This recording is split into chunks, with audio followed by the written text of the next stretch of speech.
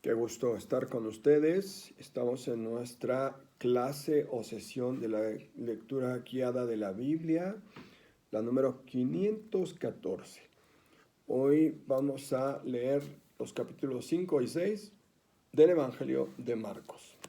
Santa Madre de Dios, Reina del cielo y de la tierra, Madre nuestra, porque eres Madre del Redentor, ruega por nosotros para que la palabra de vida la custodiemos en nuestro corazón. Amén.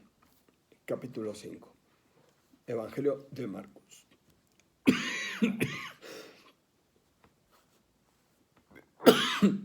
Pasaron a la otra orilla del lago, al territorio de los Gerasenos. Al desembarcar le salió al encuentro desde un cementerio un hombre poseído por un espíritu inmundo. Habitaba en los sepulcros, nadie podía sujetarlo ni con cadenas. En muchas ocasiones lo habían sujetado con cadenas y grillos y él los había roto, y nadie podía con él. Se pasaba las noches y los días en los sepulcros o por los montes, dando gritos e hiriéndose con piedras. Al ver de lejos a Jesús se puso a correr, se postró ante él y dando un fuerte grito dijo: ¿Qué tienes contra mí, Jesús, Hijo del Dios Altísimo? Por Dios te conjuro que no me atormentes. Porque le decía: espíritu inmundo, sal de este hombre. Jesús le preguntó: ¿Cómo te llamas? Contestó: me llamo Legión, porque somos muchos. Y le suplicaba con insistencia que no los echase de la región. Había allí una gran piedra de cerdos pastando en la ladera del monte. Le suplicaron: envíanos a los cerdos para que entremos en ellos. Y él los permitió. Entonces los espíritus inmundos salieron y se metieron en los cerdos. La piedra se precipitó al lago por el acantilado y unos 2000 cerdos se ahogaron en el agua. Los pastores huyeron y lo contaron en la ciudad y en los campos, y la gente vino a ver lo que había sucedido. Se acercaron a Jesús y al ver al endemoniado sentado, vestido y en su sano juicio, al mismo que había tenido dentro de la legión, se asustaron. Los testigos les explicaban lo que había pasado con el endemoniado y los cerdos, y empezaron a suplicarle que se marchara de su territorio. Cuando se embarcaba, el que había estado endemoniado le pidió que le permitiese acompañarlo, pero no se lo permitió, sino que le dijo: ve a tu casa y a los tuyos y cuéntales todo lo que el Señor por su misericordia ha hecho contigo. Se fue y se puso a proclamar por la Decápolis lo que Jesús había hecho con él, y todos se maravillaban. Jesús cruzó de nuevo en la barca al otro lado del lago y se reunió junto a él un gran gentío. Estando a la orilla llegó un jefe de la sinagoga llamado Jairo, y al verlo se postró a sus pies y le suplicaba insistentemente: mi hija está agonizando, ven e impone las manos sobre ella para que sane y conserve la vida. Se fue con él, le seguía un gran gentío que lo apretaba por todos lados. Una mujer que llevaba 12 años padeciendo hemorragias, que había sufrido mucho en manos de distintos médicos, gastando todo lo que tenía sin obtener mejora alguna, al contrario, peor se había puesto.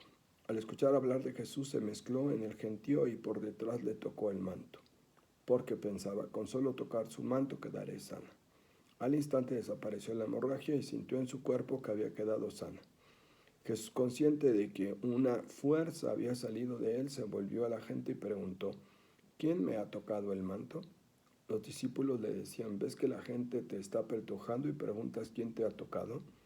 Él miraba alrededor para descubrir a la que lo había tocado. La mujer, asustada y temblando porque sabía lo que le había pasado, se acercó, se postró ante él y confesó toda la verdad. Él le dijo: hija, tu fe te ha sanado. Vete en paz y sigue sana de tu dolencia. Aún estaba hablando cuando llegaron algunos de la casa del jefe de la sinagoga y dijeron: tu hija ha muerto. No sigas molestando al maestro. Jesús, sin hacer caso de lo que decían, dijo al jefe de la sinagoga: no temas, basta que tengas fe. Y no permitió que lo acompañara nadie, salvo Pedro, Santiago y su hermano Juan. Llegaron a casa del jefe de la sinagoga, vio el alboroto y a los que lloraban y gritaban sin parar. Entró y les dijo: ¿a qué viene este alboroto y esos llantos? La muchacha no está muerta, sino dormida. Se reían de él, pero él, echando fuera a todos, tomó al padre, a la madre y a sus compañeros y entró a donde estaba la muchacha. Sujetando a la niña de la mano, le dijo: Talita cum, que significa: chiquilla, te lo digo a ti, levántate. Al instante la muchacha se levantó y se puso a caminar. Tenía 12 años. Ellos quedaron fuera de sí del asombro. Entonces les encargó encarecidamente que nadie se enterara de esto. Después dijo que le dieran de comer. Capítulo 6. Saliendo de allí se dirigió a su ciudad acompañado de sus discípulos. Un sábado se puso a enseñar en la sinagoga. Muchos al escucharlo comentaban asombrados: ¿de dónde saca todo eso? ¿Qué clase de sabiduría se le ha dado? ¿Y qué hay de los grandes milagros que realiza con sus manos? ¿No es este el carpintero, el hijo de María, el hermano de Santiago y José, Judas y Simón? ¿No viven aquí entre nosotros sus hermanas? Y esto era para ellos un obstáculo.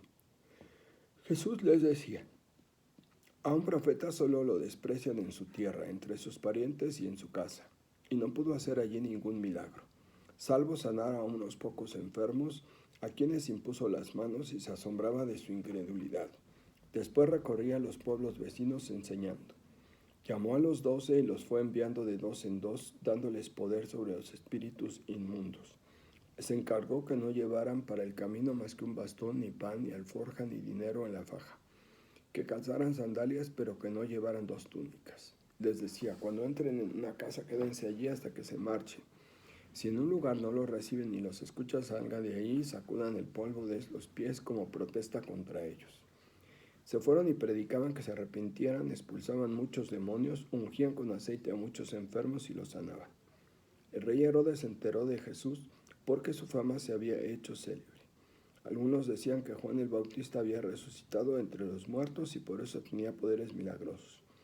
Pero otros decían que era Elías y otros que era un profeta como los antiguos profetas. Sin embargo, Herodes decía: Juan, a quien yo hice decapitar, ha resucitado. Herodes había mandado arrestar a Juan y lo había encarcelado por instigación de Herodías, esposa de su hermano Felipe, con la que se había casado. Juan le decía a Herodes que no le era lícito tener a la mujer de su hermano.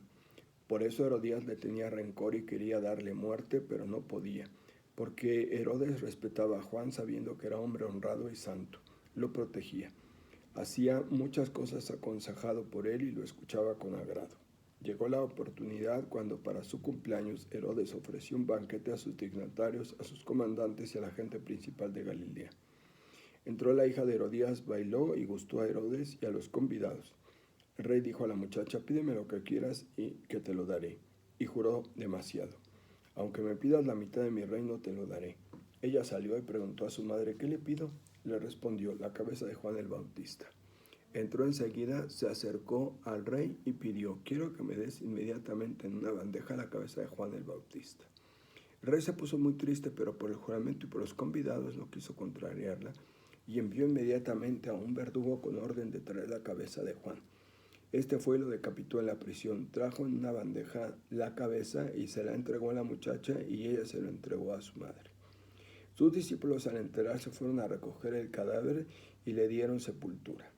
Los apóstoles se reunieron con Jesús y le contaron todo lo que habían hecho y enseñado, y les dijo: vengan ustedes solos en un paraje despoblado a descansar un rato, porque los que iban y venían eran tantos que no les quedaba tiempo ni para comer. Así que se fueron solos en barca a un paraje despoblado, pero muchos los vieron marcharse y se dieron cuenta. De todos los poblados fueron corriendo a pie hasta allá y se les adelantaron. Al desembarcar vio un gran gentío y se compadeció porque eran como ovejas sin pastor, y se puso a enseñarles muchas cosas. Como se hacía tarde, los discípulos fueron a decirle: el lugar es despoblado y ya es muy tarde. Despídelos para que vayan a los campos y a los pueblos vecinos a comprar algo para comer. Él les respondió: denles ustedes de comer.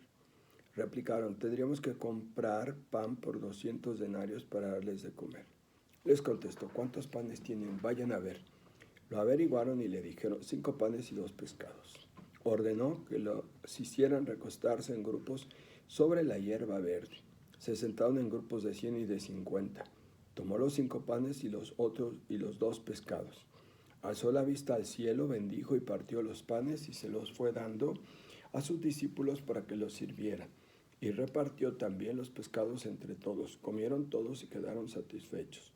Recogieron las sobras de los panes y los pescados y llenaron 12 canastas. Los que comieron los panes eran 5,000 hombres. Enseguida obligó a sus discípulos a que se embarcaran y lo precedieran a la otra orilla, a Betsaida. mientras él despedía a la gente.